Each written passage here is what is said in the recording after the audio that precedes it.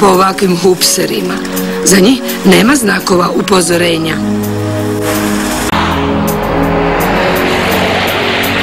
Na našim putovima postoje ovakvi prometni znaci kakvih više nema nigdje u Europi. Pitali smo se ko to popravlja i došli smo do jednog zanimljivog čovjeka. Bechtel je praktički svih 1.000.000 tona napravio po našim recepturama. Moja tvrtka je za njih načinila otprilike 80 receptura i zajedno smo proizveli 1.000.000 tona. A gdje je to ugrađeno? To je ugrađeno na autocesti Zagreb-Split. Smo ispitali ukupno 1000 i nešto uzoraka u ovom laboratoriju. Dr. Zdravko Ramljak i jedan je od rijetkih Hrvata koji se drznuo povjerovati u svoje znanje. Ostvaruje američki san na hrvatski način. Od pomaganja ocu, zagrebačkom maleru, preko bauštele po Njemačkoj, do jedne kuće na Velebitu,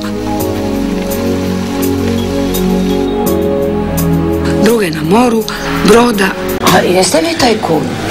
Ne. Kako tajkun? Pa tajkun živi od tuđeg rada. Ja to radim 12 sati dnevno. Koliko? 12 sati minimum dnevno. U svoju privatnu firmu sam prešao iz tog instituta 95. godine.